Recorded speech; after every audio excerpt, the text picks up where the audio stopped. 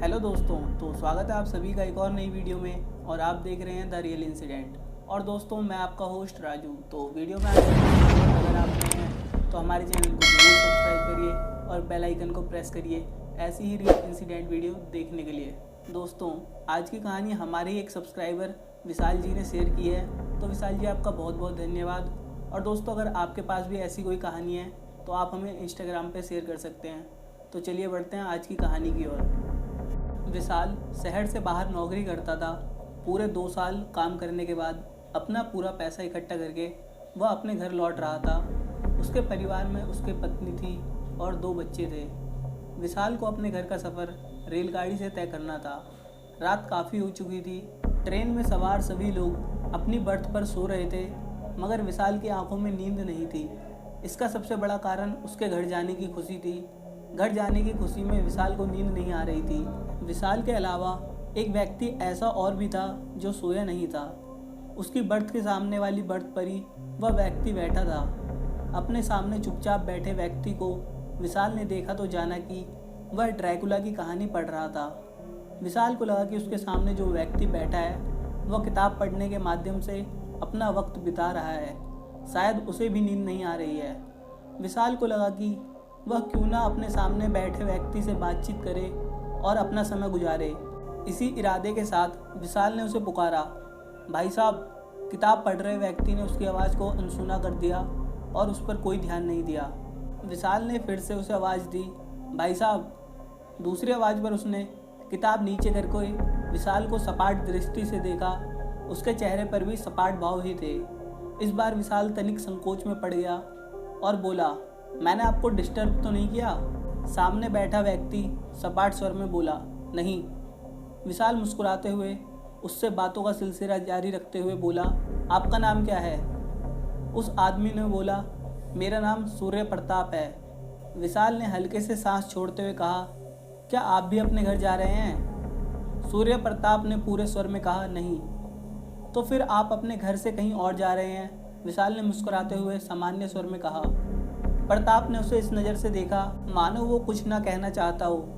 विशाल चेहरे से ऐसा प्रकट करने लगा मानो बराबर संकोच कर रहा हो और फिर बोला, मैं आज 2 साल बाद अपने घर वापस लौट रहा हूँ। अपने परिवार से मिलने की खुशी में मुझे नींद भी नहीं आ रही है, इसलिए मैंने सोचा थोड़ा आपसे बात कर लूँ। प्रताप कुछ ना बोला।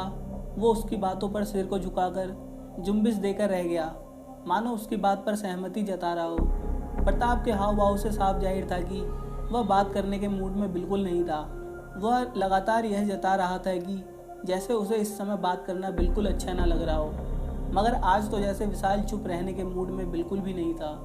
वह बातों को बढ़ावा देते हुए बोला, भाई साहब, क्या आप भूत प्रेतों पर विश्वास करते हैं? इस पर प्रताप ने बोला, हाँ। मगर कैसे? विशाल बोला, क्या आपने कभी किसी भूत या प्रेतों को अपनी आंखों से देखा है? उसके प्रश्न पर प्रताप ने उसे ध्यान से कुछ इस तरह देखा मानो उससे बहुत कुछ कहना चाहता हो, मगर ऐसा बिल्कुल नहीं हुआ। कुछ कहने के स्थान पर प्रताप ने किताब अपने चेहरे के सामने की और उसे पढ़ने लगा। विशाल ऐसा देख उलझ गया।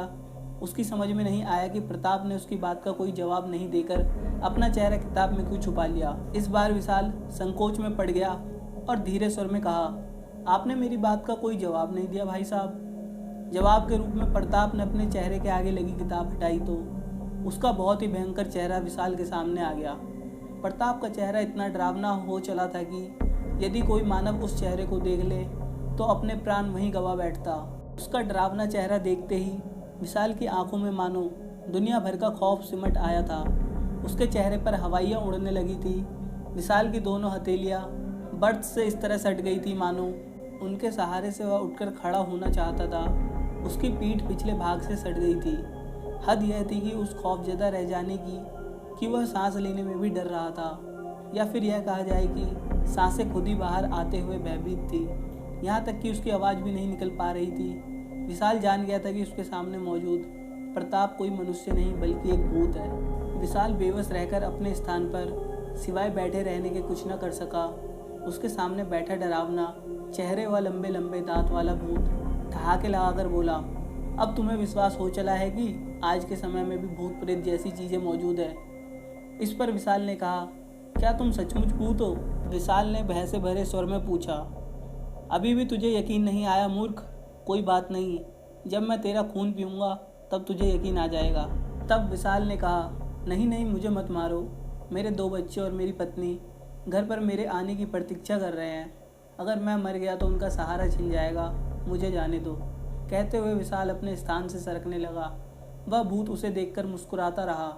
विशाल भागने के चक्कर में अपने स्थान से फुर्ती के साथ उठा और दौड़ पड़ा। उसी समय भूत ने अपने स्थान पर बैठे रहकर ही दाहिना हाथ उठाया। उसका हाथ लंबा हो गया। वहीं बैठे रहकर उसने भाग रहे विशाल की गर्दन पकड़ ली और उसे अपनी तरफ घसीट लिया। विशाल चिल्लाया, बचाओ बचाओ। उसकी पुकार सुनकर रेल में सभी यात्री उसके पास चले आए। विशाल ने देखा कि उसके आसपास आए सभी यात्रियों के चेहरे बहुत डरावने हो चले हैं। अब उसे यह समझने में जरा भी देर नहीं लगी कि ट्रेन में सभी यात्री भूत हैं। पूरी रेलगाड़ी भूतों से भरी थी। आहिस्ता आहिस्ता विशाल को चारों तरफ से भूतों ने घेर लिया। इस चक्रव्यूह में फंसने के बाद विशाल बेहोश हो गया। फिर जब उसकी आंखें खुली तो उसने अपने आप को किसी अनजान स्टेशन पर पाया। तो दोस्तों, आपको ये सच्ची घटना कैसी लगी मुझे कमेंट करके ज़रूर बताइए, और वीडियो अच्छी लगी हो तो वीडियो को लाइक करिए और अपने दोस्तों के साथ शेयर करिए। और ऐसी ही रियल इंसिडेंट वीडियो देखने के लिए चैनल को ज़रूर सब्सक्राइब करिए। मैं मिलता हूँ आपको इसकी नेक्स्ट वीडियो में। तब तक के लिए गुड बाय, टेक केयर।